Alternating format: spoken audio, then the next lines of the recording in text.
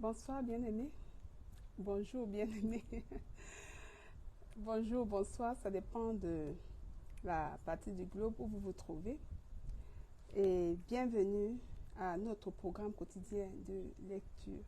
C'est toujours avec beaucoup de bonheur et de joie que je vous retrouve pour lire ce soir les 18 versets de Proverbes chapitre 9. Donc, voilà. Je disais la dernière fois que nous lisons à ce programme, pour le moment, juste un chapitre par jour. Mais il est important de lire plus que ça. Il est important, moi, selon mon programme, ou bien selon mon conseil, de lire dans le Nouveau Testament, de lire également dans l'Ancien Testament, en plus des proverbes et pourquoi pas des psaumes. Aujourd'hui, par exemple, notre planning de lecture prévoyait la lecture de Luc, les chapitres 9 et 10 de Luc, et Job, du chapitre 15 au chapitre 20. Et bien évidemment, le chapitre 9 du livre de Proverbes. Et à l'issue de la lecture, nous essayons toujours de retenir un verset pour amener le lecteur à ne pas sortir de ce temps de lecture les mains vides, si on peut le dire ainsi. Par exemple, je vais vous donner le verset de Proverbe à retenir à l'issue de la lecture de Proverbe de ce matin. C'est Proverbe 9, verset 9, qui dit: donne au sage et il deviendra plus sage, instruis le juste et il augmentera son savoir. Donc il y a également un verset dans le nouveau, Luc, et les chapitres 9 et 10 qui ont été lus. Il y a un verset qui a été retenu, et également dans le livre de Job.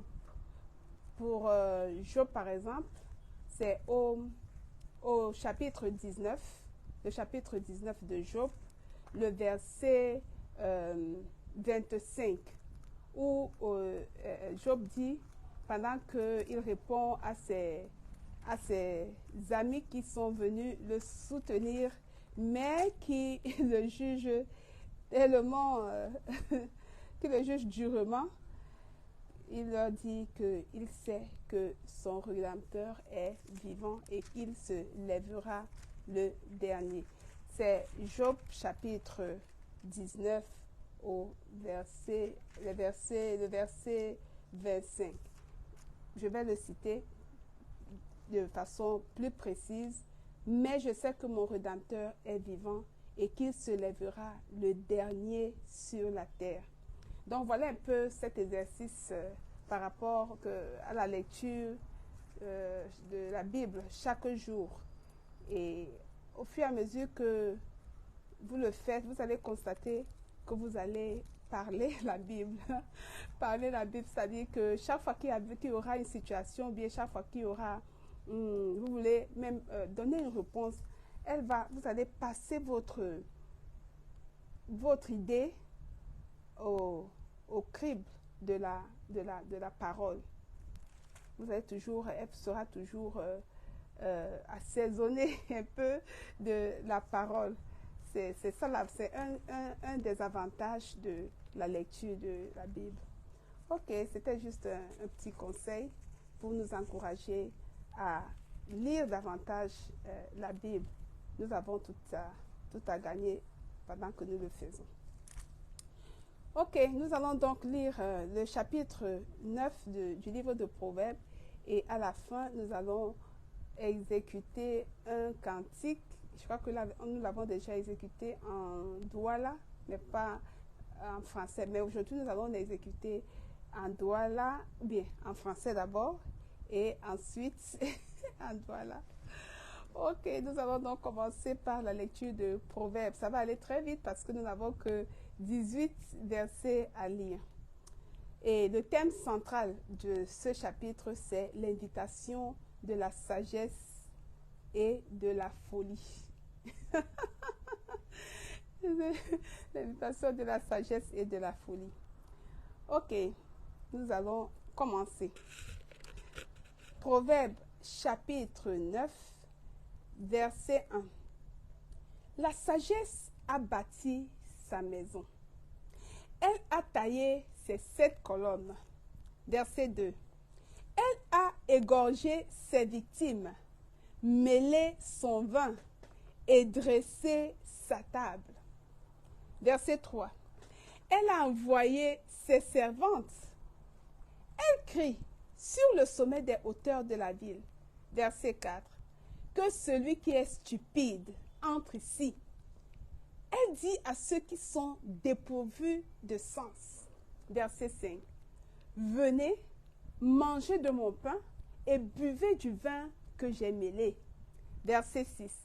Quittez la stupidité et vous vivrez. Et marchez dans la voie de l'intelligence. Verset 7. Celui qui reprend le moqueur s'attire le dédain. Et celui qui corrige le méchant reçoit un outrage. Verset 8. Ne reprends pas le moqueur de crainte qu'il ne te haïsse. Reprends le sage et il t'aimera. Verset 9. Donne au sage et il deviendra plus sage. Instruis le juste et il augmentera son savoir. Verset 10.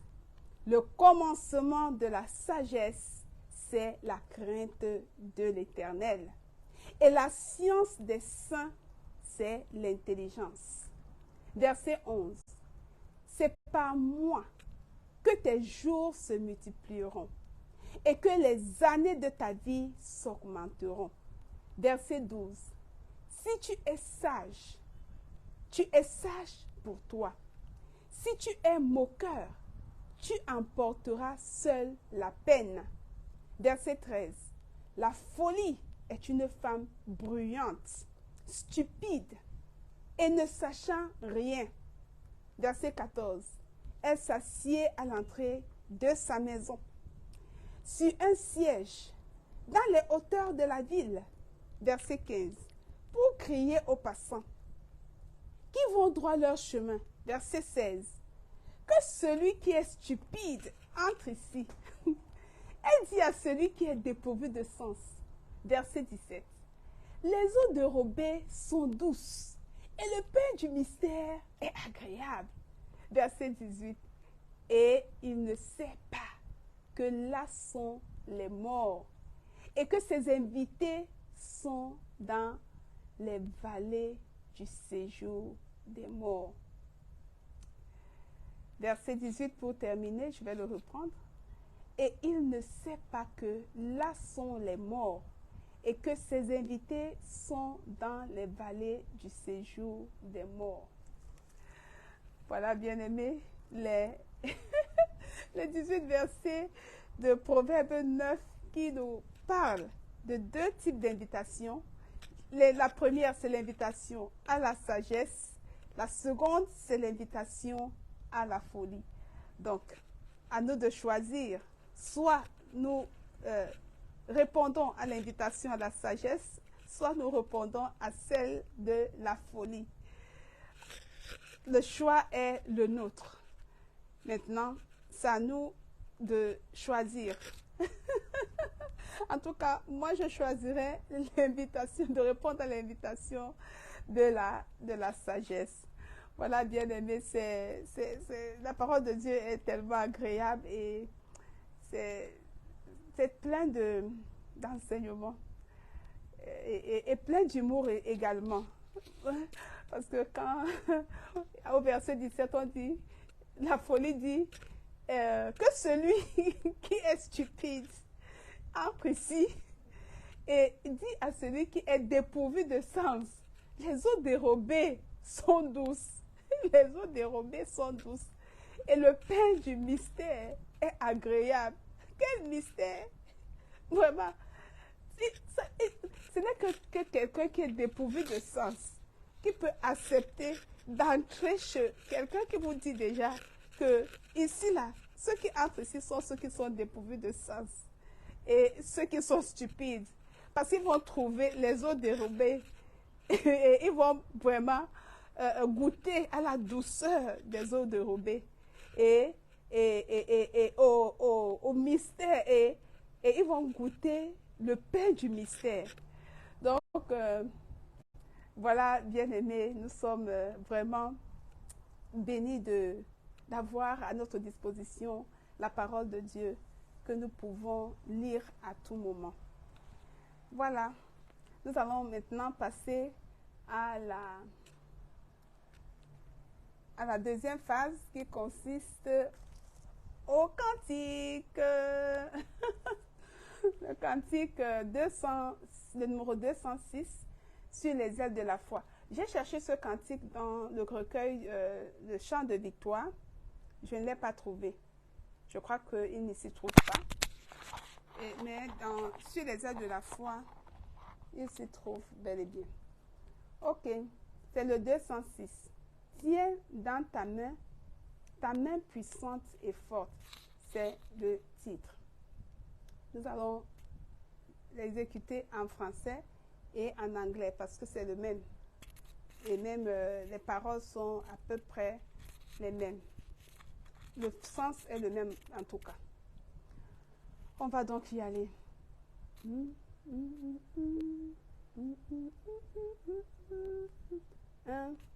2, 3, chante.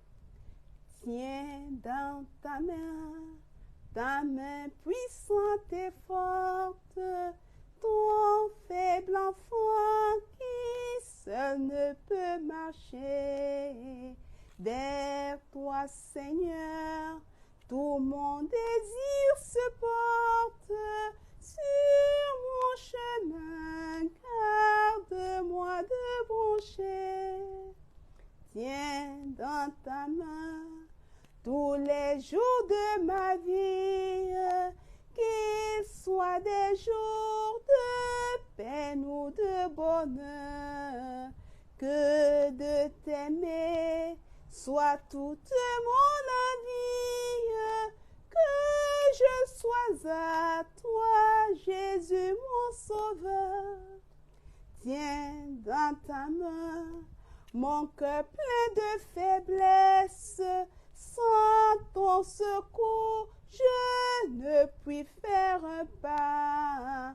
Écoute-moi, regarde ma tristesse. Viens, secours-moi, ne m'abandonne pas. Tiens dans ta main, ma main parfois tremblante, quand vient l'épreuve et ces jours de douleur. Donne à ma foi, souvent si chancelante, plus de douceur, de paix et de ferveur. Tiens dans ta main mon âme tout entière, révèle-moi, Jésus, tout ton amour. Sois mon rocher, mon ancre, ma lumière, mon roi, mon maître, oh Jésus, chaque jour. Alléluia. Voilà. Je crois que ce chant me rappelle le roi David, quand il fuyait Saül et il allait se réfugier dans la caverne et il était toujours poursuivi. Il était en proie à la détresse, il était en proie à la peur, mais il avait mis sa confiance en Dieu. Il avait mis sa confiance en Dieu et Dieu a tenu véritablement sa main et n'a pas permis que Saül puisse atteindre à sa vie, puisse porter atteinte à sa vie.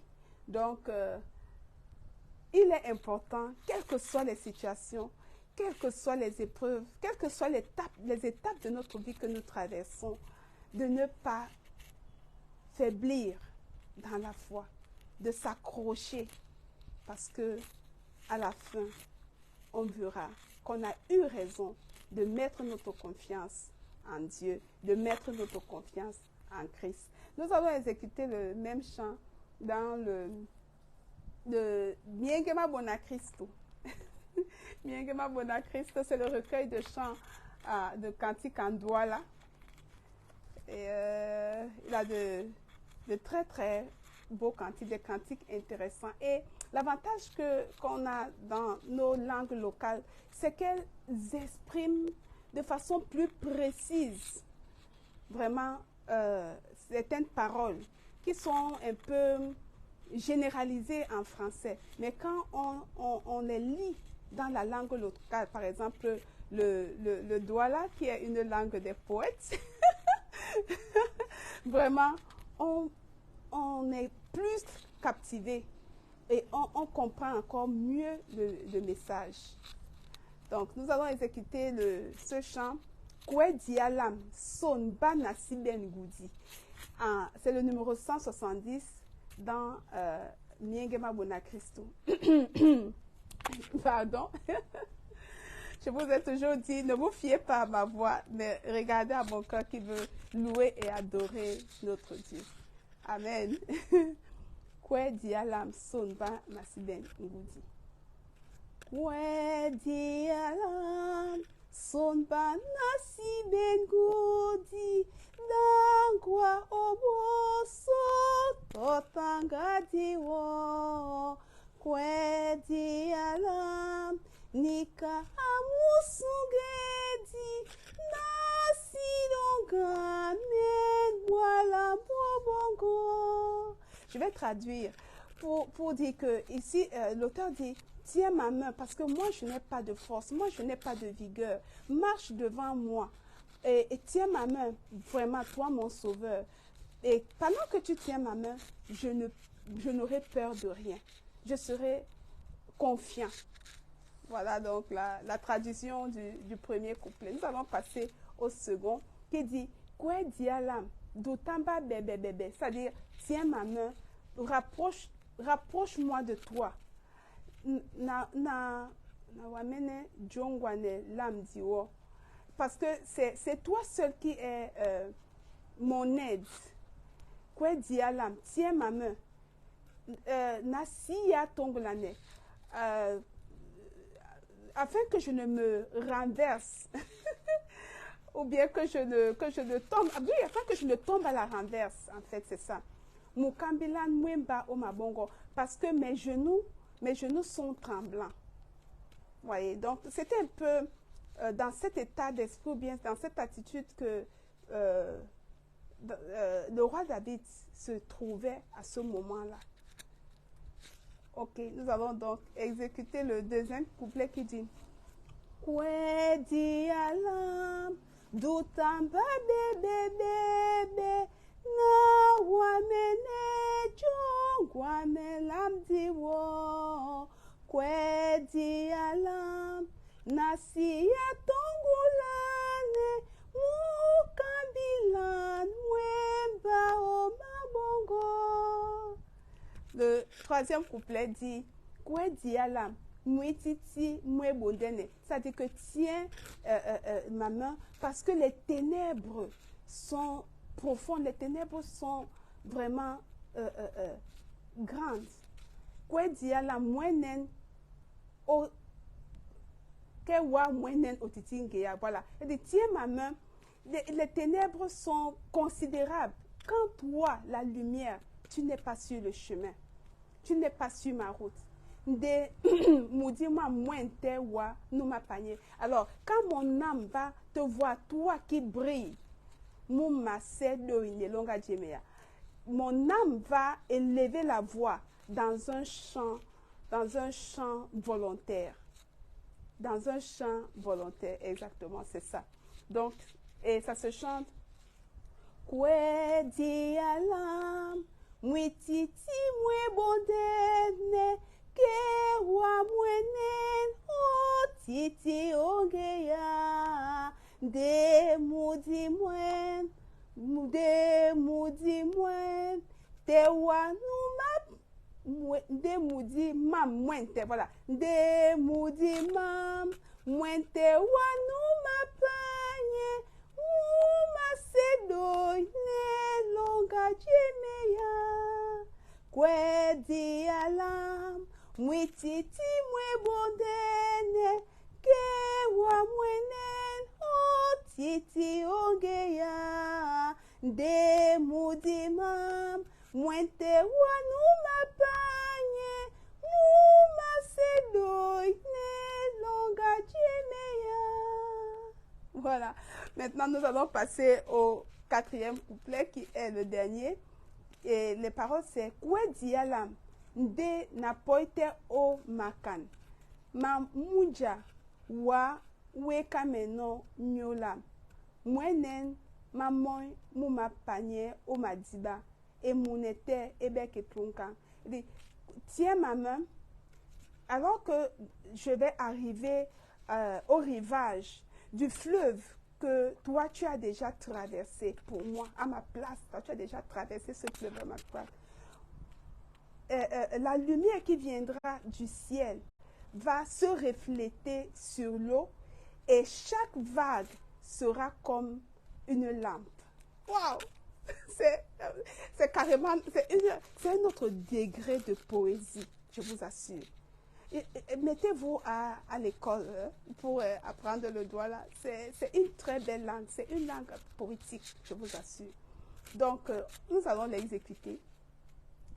Kwe di alam, de na poite o makan, ma munja we kameno nyolam, mwenen mamoy, mupanye o madiba, munete ebeke tonka, kwe di alam, son banasi bengudi, langwa oboso, totangadi wo, kwe di alam, nika amusungedi, nasidonga menwala bobongo, kwe di alam, dutamba bebe, wawa menejo, gwanela diwo, kwe di alam, nasiya tongulane, mukabila nweba o mabongo, kwe di alam, mwititi mwe bondene, kewa mwenen o titi ongeya, de mudimam, mwente wa numa panye, muma sedoi ne longa jemeya, kwe di alam, de na poite o makan, ma munja wawe kameno nyolam, mwenen mwamoy, mupanye o madiba, munete ebeke tonka. Voilà. Ok, bien-aimés, nous sommes arrivés au terme de notre programme de ce soir.